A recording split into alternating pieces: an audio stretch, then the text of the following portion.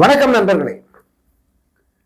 இந்த தேர்தலில், அதாவது 2026ஆம் ஆண்டு தமிழ்நாடு சட்டமன்ற தேர்தலில் நடிகரும் தமிழக வெற்றி கழக தலைவருமான விஜய் மற்றும் அவரது கட்சி வேட்பாளர்களுக்கு கிடைக்க போகிற தொகுதிகள் என்ன, ரிசல்ட் என்ன அப்படிங்கிறது இன்னைக்கு பெரும்பாலும் பலரது மனதில் உள்ள கேள்வியா இருக்கு. ஒரு தரப்பு விஜய் எல்லாம் ஒரு ஆளே கிடையாது, அவனை நம்ம கணக்கிலேயே எடுத்துக்கொள்ள தேவையில்லை, அதை பத்தி கவலைப்பட தேவையில்லை அப்படின்னு அமைதியா கடந்து போற குரூப் ஒன்று இருக்கு. இன்னும் சிலர் விஜய்க்கு ஏதாவது ஒரு இம்பாக்ட் இருக்கும், விஜயால ஒரு இம்பாக்ட் கண்டிப்பா இருக்கும் அப்படின்னு சொல்ற ஒரு குரூப் இருக்கு. இன்னும் சிலர் விஜய்க்கு மிகப்பெரிய மக்கள் செல்வாக்கு இருக்கு, அவர் போற இடம்லாம் மிகப்பெரிய கூட்டம் கொடுத்து அந்த கூட்டம் நிச்சயமாக இந்த தேர்தலில் ஒரு தாக்கத்தை ஏற்படுத்தும். விஜய்க்கு ஒரு 20லேருந்து 60 வரைக்கும் தொகுதிகள் கிடைக்கும் அப்படின்னு சொல்லிக்கிட்டு இருக்கிற ஒரு கூட்டமும் இருக்கு. இப்ப இதுல ஏதாவது ஒண்ணு சாத்தியமாகுமா? விஜய்க்கு ஏதாவது ஒண்ணுதான் நடக்கணும், எல்லாமே நடக்காது இல்லையா? இப்ப விஜய்க்கு இந்த தேர்தல்ல என்ன கிடைக்கும்? அதுக்கு முன்னாடி இப்ப இந்த கேள்விக்கான விடையை நம்ம பார்க்கறதுக்கு முன்னாடி விஜய் என்னவா இருக்காரு இந்த தேர்தல்ல அப்படிங்கிறத முதல்ல நம்ம பார்த்துருவோம், தெளிவா பார்த்துருவோம். விஜய் ஒரு ஆக்டிவான பாலிட்டிஷியனா இருக்காரா, ஒரு தேர்ந்த அரசியல்வாதியாக இதுல செயல்பட்டு இருக்காரா? இந்த கேள்விக்கான விடைய மனசாட்சிப்படி நீங்களே முடிவு பண்ணிக்க. நீங்களே உங்களுக்குள்ளே ஒரு பதில் இருக்கும் கண்டிப்பா. இத்தனை நாள் இந்த 2 ஆண்டு காலம் விஜயனுடைய அரசியலை பார்த்தவங்களுக்கு விஜய் ஒரு தொழில்முறை அரசியல்வாதி, அதாவது ஒரு நேர்த்தியான தேர்ந்த அரசியல்வாதியை மாறி அதற்கேற்ற முடிவுகள் எடுத்து செயல்பட்டு இருக்காரா அப்படிங்கிற கேள்விக்கு பெரும்பாலானவங்க பதில் என்னவா இருக்கும்? இல்லைன்னு தான் இருக்கும். ஏன்னா அவர் பண்றது பார்ட் டைம் பாலிடிக்ஸ். அவரு பெரும்பாலான நேரத்தை ஓய்வுல கழிக்கிறாரு, அல்லது வேற உல்லாசமா கழிக்கிறாரு, அல்லது எங்கேயோ ஊரை சுத்துறாரு, ஏதோ ஒண்ணு பண்றாரு, இல்ல சும்மா சரக்கு அடிச்சுட்டு தூங்கிட்டு இருக்காருன்னே கூட வச்சுக்கோங்க. பெரும்பாலான நேரம் நினைச்சா அவர் வீட்டை விட்டு வெளியே வருவார், நினைச்சா அவர் தனி விமானம் பிடிச்சி எங்கேயாவது போவார். எங்கேயாவது, அதாவது தேர்தல் பரப்புரை அப்படின்னா கூட அதற்கு விமான நிலையம் இருக்கிற அந்த முக்கியமான நகரம் எதுவோ அதற்கு அருகில் உள்ள நகரங்களில் போய் பிரச்சாரம் பண்ணுவார், கிராமங்களுக்கெல்லாம் போக மாட்டார். இதுதான் விஜயனுடைய அரசியலா இருக்கு. மாநாடு அல்லது பொதுக்கூட்டம் அல்லது பரப்புரை கூட்டம் இது எதுவாக இருந்தாலுமே அவர் திட்டமிட்டபடி எதையுமே இதுவரைக்கும் செஞ்சதில்லை. ஒன்று ரத்து பண்ணிடுவாரு, அல்லது கூட்டத்தை தள்ளி போடுவாரு. அவருக்கு வசதியான நேரம் அல்லது நினைச்ச நேரத்துக்கு ஒரு கூட்டத்தில் போய் பேசுவாரு. இப்படி ஒரு திட்டமிடாத பயணத்தை தான் இந்த 2 ஆண்டு காலமும் விஜய் செஞ்சுக்கிட்டு இருக்காரு அரசியல் அப்படிங்கிற பேர்ல. இதே நீங்க மற்ற அரசியல் தலைவரோட ஒப்பிட்டு பார்த்தீங்கன்னா அவங்க யாருமே இந்த மாதிரி செஞ்சதில்லை. யாருமே, நீங்க ஒரு முதல்வராக இருக்கிற திமுக தலைவர் மு.க.ஸ்டாலின் தொடங்கி தமிழக வாழ்வுரிமை கட்சி தலைவர் வேல்முருகன் வரை, இப்ப வேல்முருகன் அப்ப கடைசி இடத்துல வைக்கிறியான்னா அப்படி வைக்கல.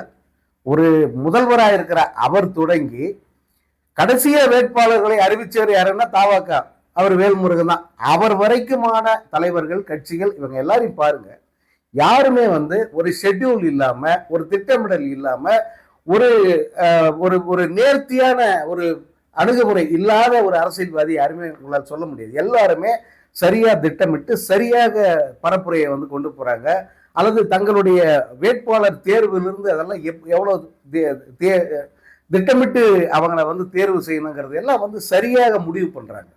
ஆனா விஜய் இறுதி நேரம் வரைக்கும் வேட்பாளர்களே அவர் முடிவு பண்ணல. நேர்காணல் நடத்தின 60 பேர்னு சொன்னாரு, அந்த 60 பேர் யாருன்னு தெரியாது. மற்றபடி அந்த கடைசி நேரத்தில், அதாவது தேர்தல் தேதி அறிவிக்கப்பட்டு நாமினேஷன் அந்த வேட்புமனு தாக்கல் செய்வதற்கு ஒரு சில மணி நேரங்களுக்கு முன்னாடி அவர் வேட்பாளர்கள் அறிவிக்கிறாரு. அப்படி அறிவிக்கப்பட்டவர்கள் யாருமே இவர் நேர்காணல் நடத்திய ஆட்கள் இல்லை. மற்ற கட்சியிலிருந்து தூக்கிட்டு வந்தவங்க, மற்ற கட்சியிலிருந்து நிராகரிக்கப்பட்டவர்கள், அங்கே சீட்டு கிடைக்காம விரட்டி அடிக்கப்பட்டவர்கள், இவங்களையெல்லாம், அதாவது ஒரு நாள் முன்னாடி கட்சியை விட்டு விலகி அடுத்த நாள் விஜய் கட்சியில் சேர்ந்தவங்க அன்னைக்கே சீட்டு வாங்குறாங்க அந்த தேர்தல். இப்போ விஜயனுடைய அரசியல் என்பது திட்டமிடப்படாதது, ஒழுங்குமுறை இல்லாதது, நாணயமற்றது. அது உங்களுக்கு தெரியும். இப்ப இந்த வேட்பாளர்கள் லட்சணம் என்னன்றதையும் நம்ம பார்த்துட்டோம். விஜய்க்கு வந்து நம்ம கிட்ட ஓட்டு கேட்டு வர தகுதி இருக்கான்னா அதுவும் வந்து இல்லை. காரணம், விஜய்க்கு நாணயமான வாழ்க்கை கிடையாது, ஒழுங்கான வாழ்க்கை கிடையாது. அவருடைய தனிப்பட்ட வாழ்க்கையும் சரி, பொது வாழ்க்கையும் சரி, யாருக்கும் பயனற்றது.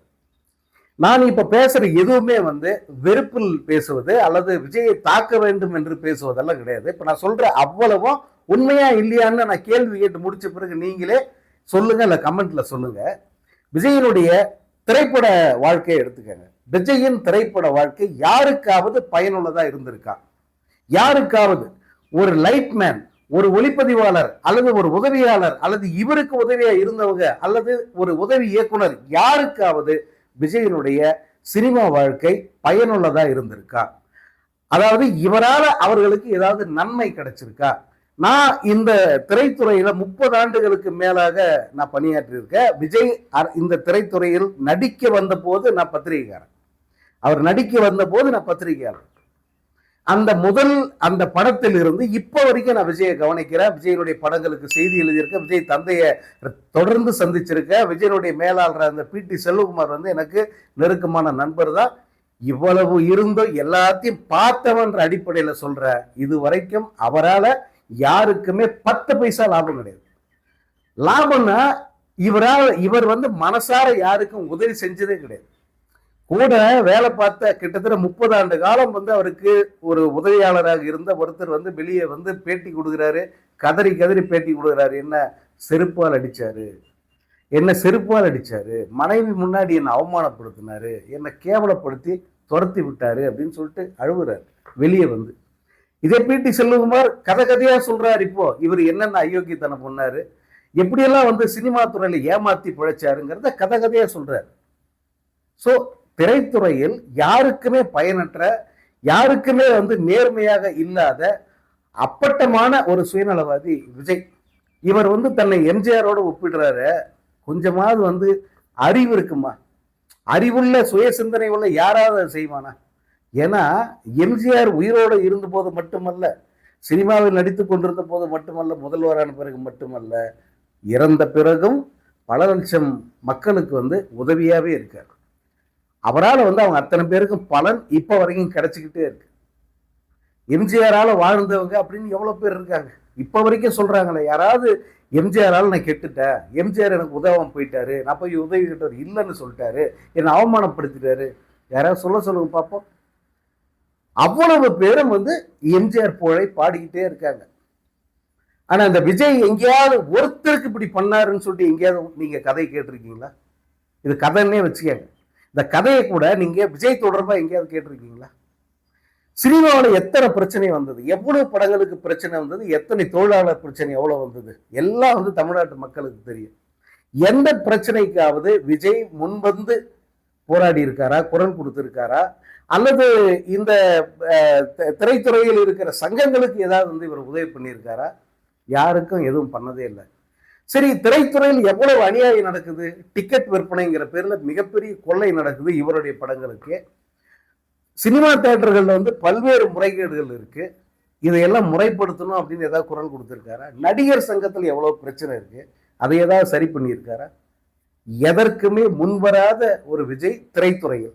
ஸோ அவர் திரைத்துறை வாழ்க்கை என்பது ஜீரோ. நீ 200 கோடி சம்பளம் வாங்கலாம், நீ 200 கோடி சம்பளம் சொல்லிக்கலாம், இல்ல 2000 கோடி வந்து சொத்து வச்சிருக்கிறதா கிளைம் பண்ணிக்கலாம். அதனால யாருக்காவது 10 பைசா லாபம் இருக்கா? யாருக்காவது உதவி அது இருந்திருக்கான்னா யாருக்குமே இல்லை. அப்ப நீ என்ன ஆளு? நீ என்ன ஒரு ஆள் முதல்ல? ஸோ சினிமா அப்படிங்கிறது விஜயை பொறுத்த வரைக்கும் சினிமாவில் அவர் ஒரு ஜீரோ. சரி, தனி மனித வாழ்க்கை அப்படின்னு வந்தாக்கா, தனி மனித வாழ்க்கைன்னு அவரோட சொந்த வாழ்க்கை, அவர் சொந்த வாழ்க்கை என்னவா இருக்குன்னா அது டபுள் ஜீரோவா இருக்கு. மனைவிக்கு துரோகம் பண்ணிட்டாரு, மனைவி கோர்ட்ல போய் நிக்கிறாங்க விவாகரத்து கோரி, 2 பசங்க வந்து அவரை விரோதியவே நினைக்கிறாங்க. அதுலயும் குறிப்பாக மகன், சொந்த மகன் அவர் எடுத்த படத்தை ரிலீஸ் பண்ணக்கூடாது அப்படின்னு தடை போட்டு வச்சிருக்காரு விஜய். அதாவது ஜேசன் சஞ்சய் படத்தை ரிலீஸ் பண்ணக்கூடாது அப்படின்னு வாய்மொழி உத்தரவு போட்டிருக்காரு அவருக்கு நெருக்கமான விநியோகஸ்தர்களுக்கெல்லாம். அப்போ தனி மனித வாழ்க்கையில என்னவா இருக்காரு? மிகப்பெரிய ஒரு மோசமான மனிதனாக இருக்காரு. மனைவி இந்த மாதிரி கம்ப்ளைண்ட் கொடுத்துருக்காங்க. அதை விட முக்கியம் கள்ள தொடர்பு இருக்கு, நடிகையோட கள்ள தொடர்பு இருக்குன்னு சொல்றாங்க. ஆமா இருக்கு, என்ன அப்படின்னு சொல்லி கேட்குற மாதிரியே அந்த கள்ளக்காதலியை கூட்டுட்டு ஊர் ஊரா சுத்துறாரு. எல்லாரும் பார்க்குறாங்க, காரி துப்புறாரு. இந்த சமூகமே காரி துப்புற ஒரு தனி மனித வாழ்க்கை தான் விஜயோடது. இப்போ சினிமாவில் எந்த வகையிலும் உதவி இல்லாத தனி மனித வாழ்க்கையிலே வந்து இவ்வளவு கேவலமான ஒரு மனிதன் அரசியலுக்கு வரலாமா? அரசியலுக்கு வர தகுதி இருக்கா? இதெல்லாம் தகுதி நீங்க எடுத்துப்பீங்களா? அப்படிப்பட்ட ஒருத்தன் அரசியலுக்கு வந்ததே தப்பு. சரி, வந்தான் அரசியலுக்கு.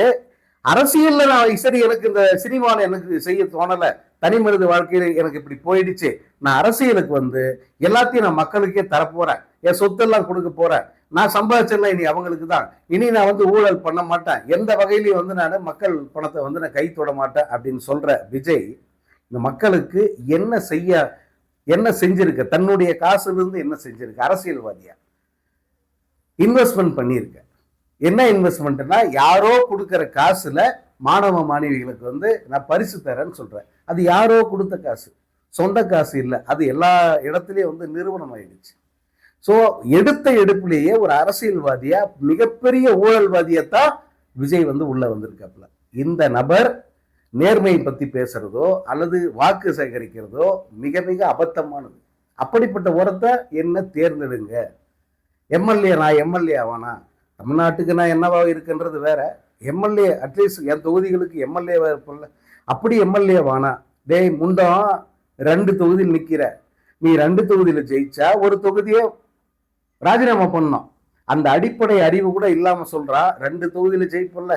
இந்த 2 தொகுதிக்கும் மாசத்துக்கு ஒரு வாட்டி வந்து தரிசனம் கொடுப்பேன். எப்படியே மாசத்துக்கு ஒரு வாட்டி தான் வருமானம். எதுக்கு எம்எல்ஏவுக்கு அந்தந்த தொகுதியில் அலுவலகம் வைக்கிறாங்க தெரியுமா? ஒரு வார்டு மெம்பர், கவுன்சிலருக்கு அலுவலகம் இருக்கு. அது போல ஒரு எம்எல்ஏவுக்கு தொகுதிக்கு ஒரு அலுவலகம் வைக்கிறாங்க. எதுக்கு வைக்கிறாங்க? அங்க உன்னுடைய உதவியாளர்கள் சரக்கு அடிச்சுட்டு படுத்து தூங்குறதுக்கா? அது என்ன மடமா? அது அங்க ஒரு சட்டமன்ற உறுப்பினர் உட்காந்து செயலாற்றணும்.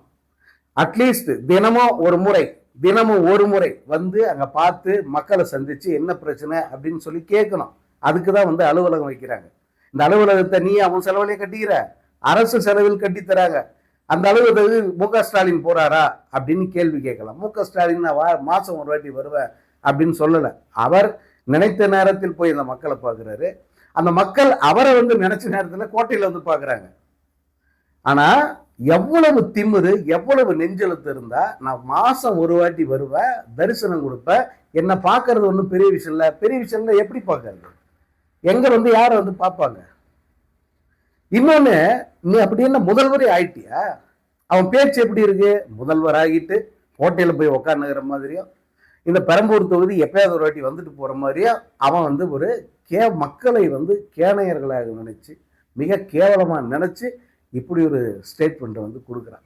ஸோ எந்த வகையிலுமே சினிமா, தனிப்பட்ட வாழ்க்கை, அதே போல அரசியல், இந்த மூன்றிலுமே மிக மோசமான ஒரு மனிதராக, இந்த மூன்றிலுமே வந்து எதற்கும் தகுதியற்ற ஒரு மனிதராக இருக்கிற விஜய் ஓட்டு கேட்டு வர்றது எப்படிப்பட்ட அயோக்கியத்தனம் அப்படிங்கிறத நீங்க யோசிச்சு பாருங்க. இப்படிப்பட்ட மனிதருக்கு அவரது கட்சிக்காரர்களுக்கு வாக்களிக்கலாமா அப்படிங்கிறத நீங்க யோசிச்சு பாருங்க. இது ஒண்ணு.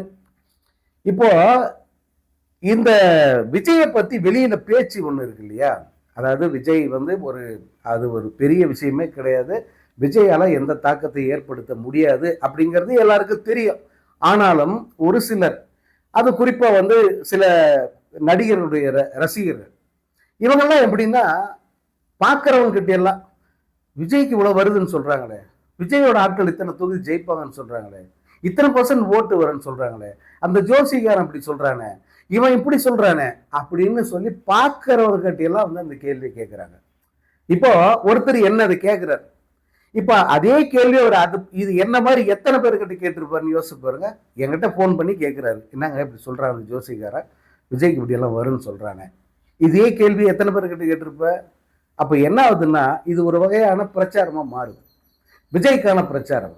விஜயால அப்போ ஒரு தாக்கத்தை ஏற்படுத்த முடியும் போல இருக்கு, விஜய்க்கு இவ்வளவு ஓட்டு கிடைச்சிடும் போல இருக்கு, விஜயோட ஆட்கள் இத்தனை பேர் ஜெயிச்சிருவாங்க போல இருக்கு, இப்படி எல்லாம் வந்து ஒரு தோற்றத்தை மற்றவர்களிடம் ஏற்படுத்தக்கூடிய ஒரு வேலை இது. அது அவர்களை அறியாமல் செஞ்சாலும் கூட இதை செய்ய வைக்கிறது யாருன்னா விஜய் தான். காரணம் அந்த கூட்டம், திரளுகிற கூட்டம், திரட்டப்படுகிற கூட்டம். இந்த கூட்டத்தை பார்த்து இவர்கள் பெரும்பாலும் வந்து விஜய்க்கு ஓட்டு போட வாய்ப்பு இருக்கு அப்படின்னு சொல்றாங்க. சரி, அப்படியே கூட இருக்கட்டும். இப்போ விஜயனுடைய ஆட்கள், விஜயனுடைய வேட்பாளர்கள், அவங்களுடைய லட்சணம் என்ன நம்ம ஏற்கனவே பார்த்துட்டோம். தமிழ்நாடு முழுக்க 233 தொகுதியில அவங்க கட்சிக்காரங்க நிக்கிறாங்கல்ல, அதுல 60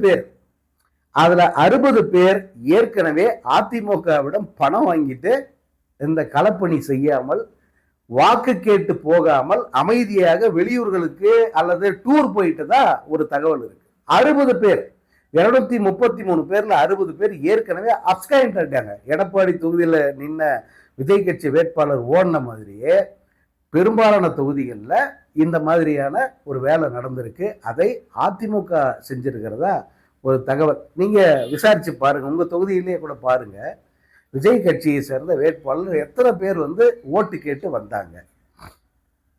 அப்ப அவங்களாம் என்ன, நாங்க தேர்தல் நிக்கிறான், செலவு பண்றதா சொல்றான், 3 கோடி வரைக்கும் செலவு பண்றதா, 5 கோடி வரைக்கும் செலவு பண்றதா சொல்லி தேர்தல் நிக்கிறான். ஆனா அவன் ஓட்டு கேட்டே வரல அப்படின்னா என்ன அர்த்தம்?